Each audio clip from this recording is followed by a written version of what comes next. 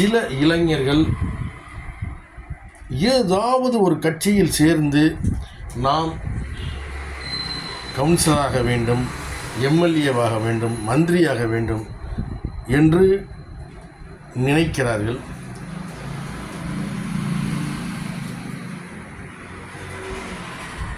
ஆனால் அதற்கெல்லாம் அதிக பணம் வேண்டும். இன்றைய காலகட்டத்தில் பணம் இருக்க வேண்டும், படைபலம் இருக்க வேண்டும், சொந்த ஜாதியினர் அதிகமாக இருக்க வேண்டும்.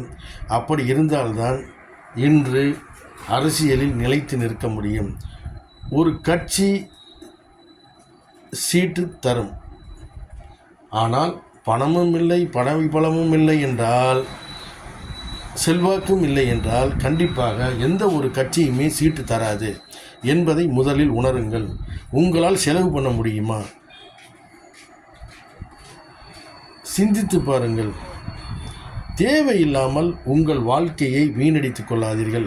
வேறு வகையில் வாழ்க்கையில் முன்னேற பாருங்கள். அரசியல் சித்து விளையாட்டாக கபடு என்ன சொல்வதென்று இன்றைக்கு இந்தியாவில் அந்த அளவுக்கு மோசமாகி கொண்டிருக்கிறது. பல கட்சிகள் புற்றீசல் போல் பல கட்சிகள் உதயமாகி கொண்டிருக்கிறது. இதில் போராடி ஜெயிக்க வேண்டும். இன்று தேர்தல் என்றாலே பணம் மிகப்பெரிய பலமாக இருக்கிறது. அது இல்லையில் கண்டிப்பாக ஜெயிக்க முடியாது. புரிந்து கொண்டு செயல்பட வேண்டும். புதிய கட்சி ஆரம்பிக்கிறார்கள் என்று அவர்கள் பின்னால் சென்று ஓடி கஷ்டப்பட்டு பாடுபட்டு கட்சியை வளர்த்தீர்களானால் இடையில் ஒருவர் வருவார், பணத்தை தூக்கி கொண்டு, பணத்துடன் ஜாதியுடன் வந்து எனக்கு சீட்டு வேண்டும் என்றால் அந்த கட்சி தலைவன் உங்களுக்கு சீட்டு தரமாட்டார். அந்த இடையில் வந்து பணத்தோட ஜாதியுடன் வருகிறார் இல்லையா, அவருக்குத்தான் சீட்டு தருவார். ஏன்னா அவருக்கு தான் ஜெயிக்கிறதுக்கு அந்த தொகுதியில் வாய்ப்பு இருக்குது. பணத்தை வாரி இறைப்பார், ஜாதியை பிடித்து கொள்வார், வெற்றி பெறுவார். ஒரு கட்சியில் சேர்ந்தவுடன் எம்எல்ஏ, மந்திரி கனவில் மிதக்க வேண்டாம். போராட வேண்டும், போராடி வெற்றி பெற வேண்டும். இன்றைய காலகட்டத்தில் அது நடக்காது. அது சவாலான விஷயமும் கூட. அதனால் இளைஞர்கள் சில பேர் தேவையில்லாமல் அலைந்து உங்கள் வாழ்க்கையை கெடுத்து கொள்ளாதீர்கள். பொதுமக்கள் சிந்திக்க வேண்டும். அதிகம் கூடும் இடங்களுக்கு தயவு செய்து செல்லாதீர்கள்.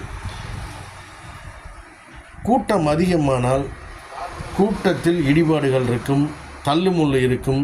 அதில் கீழே விழுந்தால் ஏறி மிதிப்பார்கள், உங்கள் உயிர் போகும். அல்லது கைகால்கள் ஒடுகிறதுக்கு வாய்ப்பு அதிகமாக இருக்கிறது என்பதை புரிந்து கொள்ளுங்கள். இறப்பு நேரிடும், இறக்க நேரிடும் என்பதை உணருங்கள். கூட்டம் அதிகமாக கூடினால், ஒரு கட்சி தலைவன் வருகிறார் என்றால், நடிகர் வருகிறார் என்றால் கண்டிப்பாக தள்ளு முள்ளு இருக்கும். தள்ளினால் பேலன்ஸ் இருக்காது. நீங்கள் 4-5 மணி நேரம் அங்கே நின்று கொண்டிருந்தால் உங்களுக்கு உடல் சோர்வு, உடல் உபாதை, உடலில் ஒருவித சோர்வு ஏற்படும். தள்ளும் பொழுது கீழே விழுந்து விடுவீர்கள், மயக்கம் ஏற்படும், மிதித்து விடுவார்கள், உயிர் போய்விடும் என்பதை முதலில் பொதுமக்கள் உணர வேண்டும். தேவையில்லாமல் கூட்டங்களுக்கு சென்று உயிரை விட வேண்டாம். தலைவர்கள் அனைவருமே அள்ளி விடுவார்கள். அதற்கெல்லாம் நீங்கள் ஏமாற வேண்டாம். உங்கள் உயிர், உங்கள் குடும்பம், உங்கள் வாழ்க்கை, உங்கள் குழந்தைகள் முன்னேற நீங்கள் திறமையானவராக இருக்க வேண்டும் என்பதை முதலில் உணருங்கள்.